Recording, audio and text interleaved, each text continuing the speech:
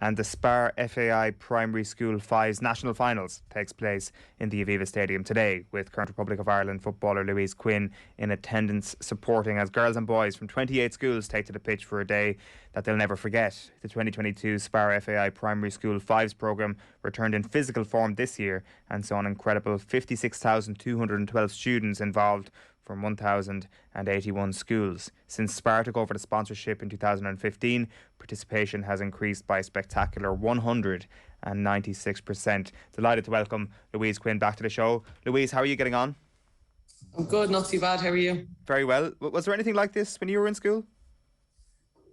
No, I don't think so at all. This is something I think that, for me, I just think five-a-side football is probably just one of the most inclusive types of football you can play. I think you can play at any age, any level, just for fun, a bit more competitive. We definitely know it gets more competitive when it shouldn't be. But yeah, that's, for me, it's just been, it's a great initiative just to get kids and, get people interested in football just from a young age. What is your dream five-a-side team from the current Republic of Ireland team? From the current Republic of Ireland team, I'll be killed for this now. Right, we obviously need, I'm going to go for obviously goalkeeper, so we're going to go with 2-1-1, I would say. Okay. So yeah, we'll go Courtney in goal. I'll put myself and Niamh Fahy in there, because I think when you kind of play 5v5, 6v6 in training, I think experience and defences win the games. And Denise O'Sullivan and Katie McCabe up top. We'll just kind of put Katie in a more advanced role. That's perfect for me. Yeah, that works. It's a pretty strong team. Yeah.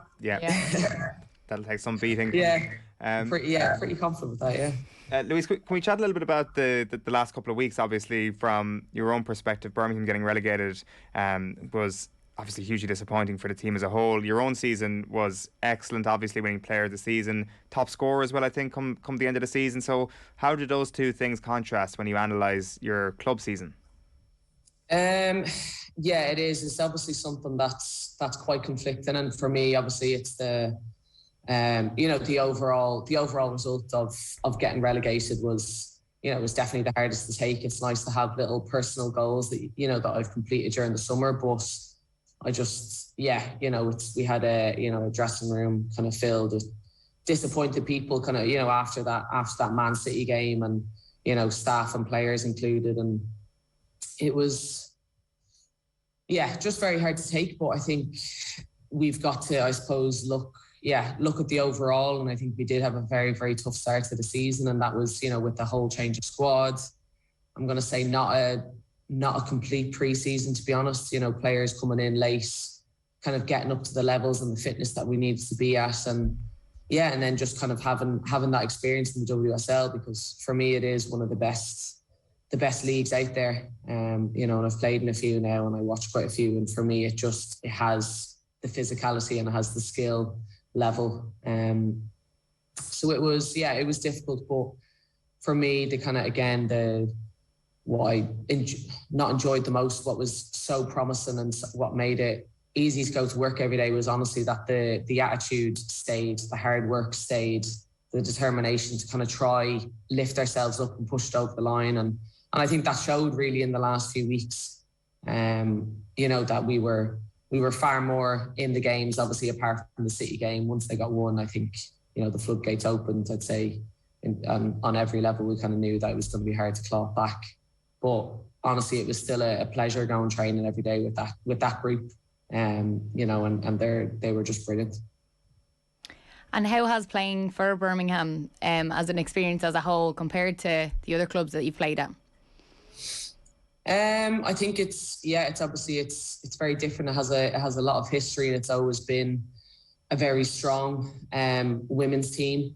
And I suppose it's been a team that's been strong kind of without the lack of facilities. That was, something that was quite apparent last season and the season before. And, and a lot of the team members had to really put their foot down there, which I admired. Obviously us kind of going through with the Irish team and to kind of see that, the girls had that determination as well at Blues. It's, you know, it's something that actually, you know, it makes you want to play with those players as well, to know kind of the mindset that they have. So it is a club, I think, that needs a bit of a reshuffle, and it needs, a bit of a rebuild. You know, again, facilities wise, you know, we didn't train on the greatest of pitches for the season at all, and you know, you're thrown kind of here, there, and everywhere. So it wasn't as I suppose, like, balanced as you would like it to be.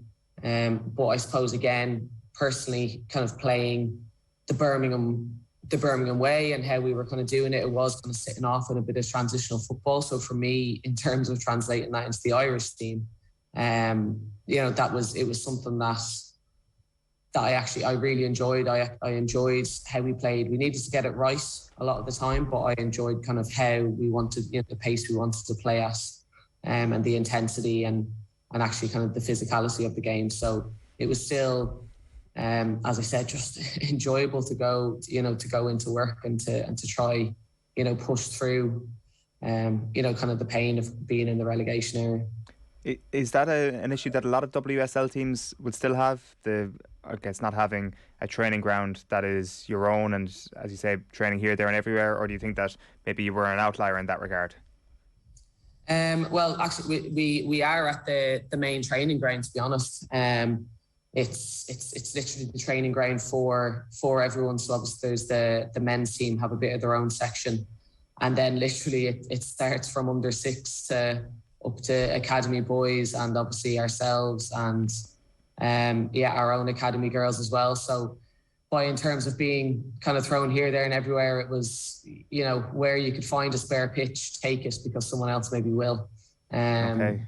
And lots of maybe can't arrive at a certain time because, you know, there was a tournament going on, like an under 8 tournament, and, you know, the car park's full, so, you know, you're not going to be able to really get in and park your car.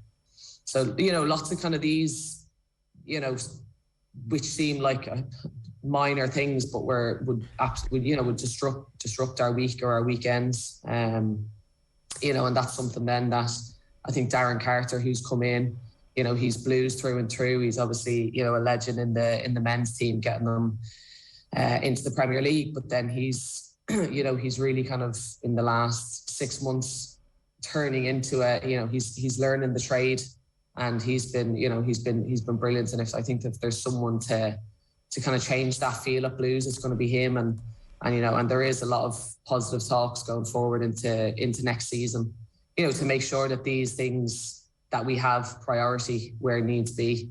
You know, because it's the facilities are there. I think it can be get a little bit of a makeover on the men's side as well. I think, you know, the whole thing needs a bit of an uplift, and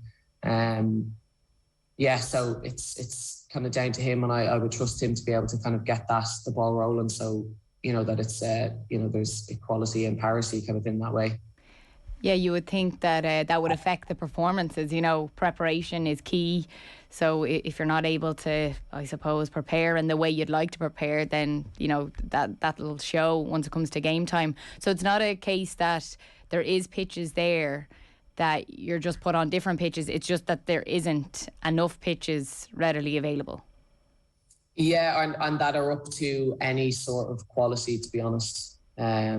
You know, the pitches changed with the weather. So if it was wet, it was, you know, a bit of a mud patch, and if it was dry, it was rock solid. And, you know, that causes its own problems in terms of injuries. And you know, just being able to ping the ball around in a training session when you need to.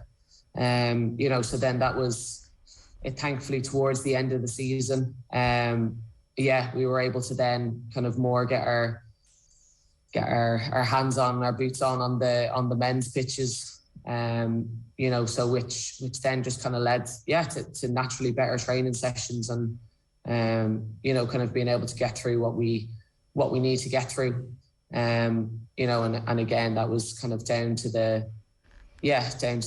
fight of our manager, and you know, making sure that we get the best chance, and again, I think obviously it didn't work out how we wanted to, but the last kind of month and 6 weeks of the games that we played, the performances were much better. You know, and everything was just far more, you know, we were able to move the ball around better and quicker, and people just being more confident to do it.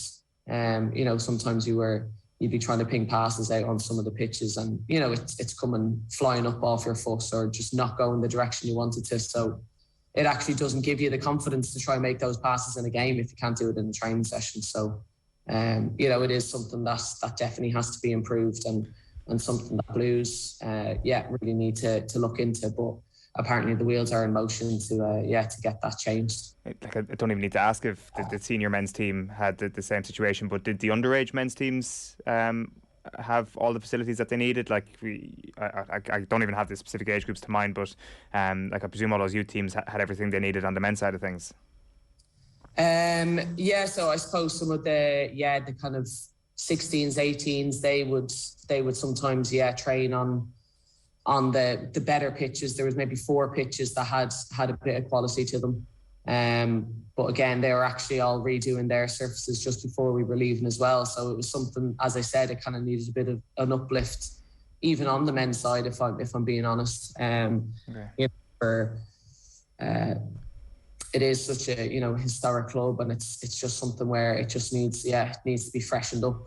You know, and that's kind of it is across the board, but obviously it'd be more kind of the times of how they could get on, and obviously priority you know, would be one of those things. So but thankfully we were able to kind of fight the fight more towards the end of the season.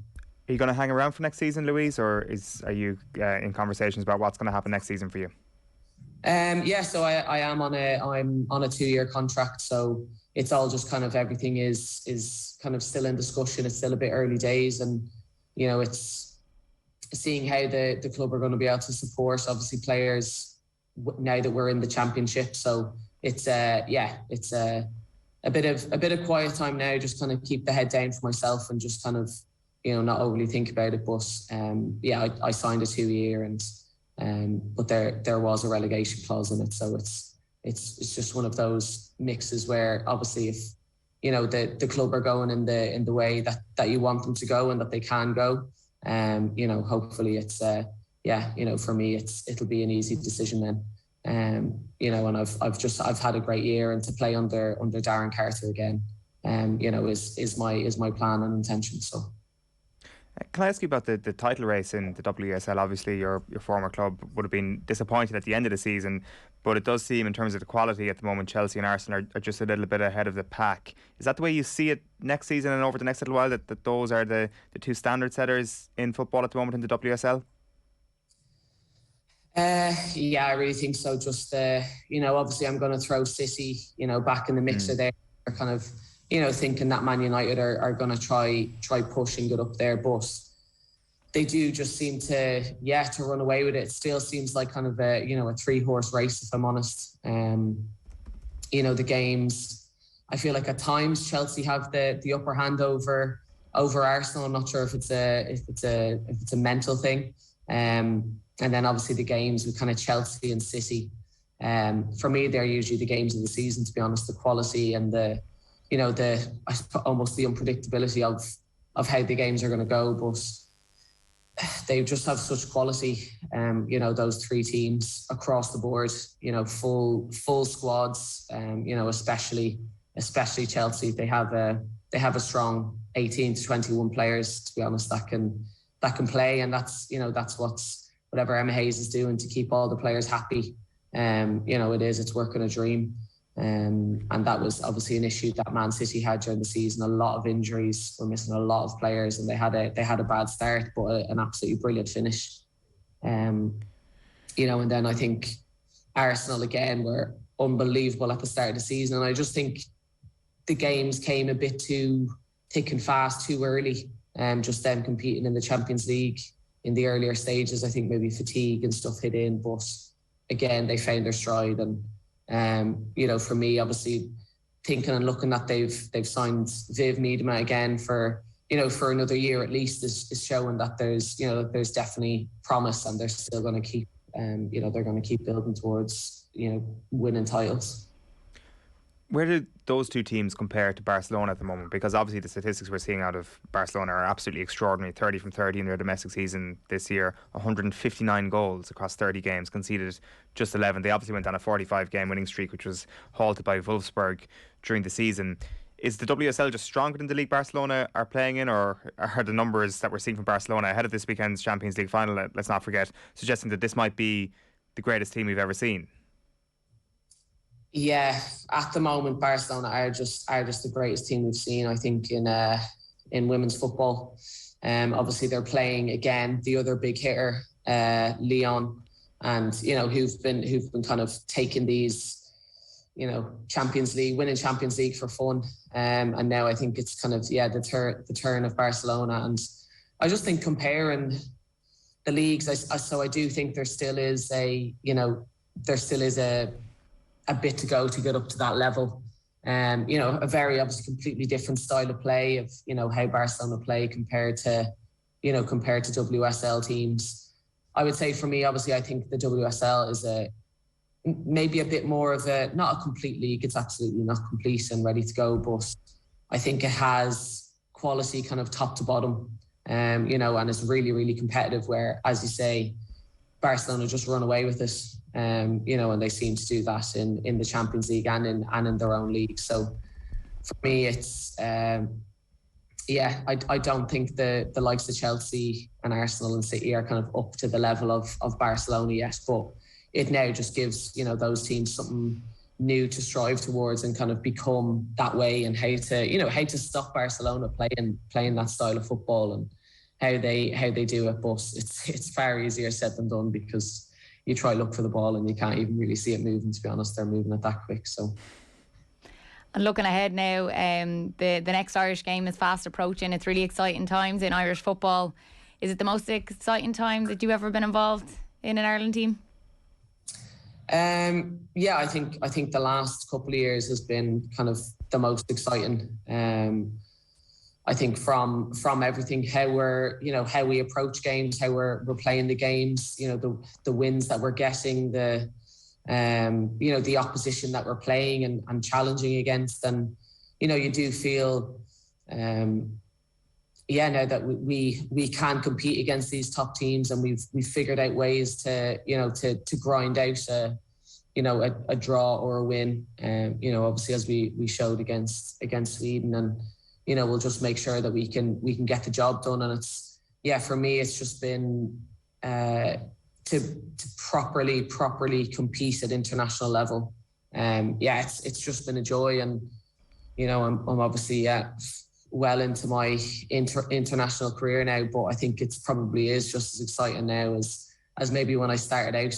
To kind of keep that, to keep the kind of the fire in the belly kind of going first. And it's definitely kind of given a lift there, and but already you just have the pride of playing for your country, and then but actually to be kind of getting results and doing well in the groups how we're doing is just brings an extra element that I'm just loving at the moment. And to get that draw in Sweden away from home was incredible, and you defended like your lives depended on it. Yeah. When that final whistle went, like I was there at the stadium, and I could just see what it meant to all of you, to Vera, to the whole management team. And it was funny to see Sweden were celebrating too. So everybody was hugging everybody after the game. Yeah. But it was a massive win, and it was a massive statement from Ireland. Yeah, that was it. It was, I got a bit of a wave of emotion directly after the game. Obviously, it was absolute fatigue, and but just actually like pride as well. I think the first person I did actually get to was Casey, and I just literally, I think I just almost fell into her, and we just I think we just got a little bit slightly emotional, just of trying to be able to get that result, and do it how we did it, and everything was against us. But it just shows when you're persistent, and when you have the goal started from a set piece, and then a complete second phase of everything that was going on. And when you just have someone like Casey who can strike a ball like she can, outside the box, you're always hopeful. yeah, and so for us, it was just showing out that more regularly, it's no team is gonna get a walkover out of us, but we know what's it was a great result, but we know kind of what's still to come and what's important. But the confidence that we felt after that game was unbelievable. But we were also kind of knackered, so we were even trying to even listen to a bit of music in the changing room after. We were just exhausted. It was one of those like definite physical games, but the mental side of it was exhausting, to be honest. So how does this next month work? Obviously the club season's over, but you still got Georgia to play this month. Like, do you go into a little bit of an off season for a little while, take a couple of weeks off before coming back up for that, or how will you work it? Yeah, pretty much. It'll be kind of just the couple of weeks off. So I'm off on holiday now after this. So very good. Where are you off to? Going to Portugal. Okay, very nice. So just kind of exactly to get the break, switch off. Physically, to be honest, I'm actually I'm feeling pretty good. But it'll just be kind of switch off the mind a little bit more. There's been it's been kind of a real emotional season, kind of up and down. Obviously, kind of great feelings with the Irish team, but then it's been very much up and down with Blues. So it'll just be kind of for me to switch off, and then that'll be it. We'll be kind of come the start of June, the first week of June, we'll kind of be in full swing of making sure kind of back in training sessions and home base sessions, and then I think kind of getting into camp maybe a little bit earlier, just so we're together and can kind of get the legs going again, and obviously just making sure that we're prepared for Georgia, because again every game is as important as the last one and as the next one. So it's we're just we're focusing on Georgia and making sure that we're going to be in good nick first.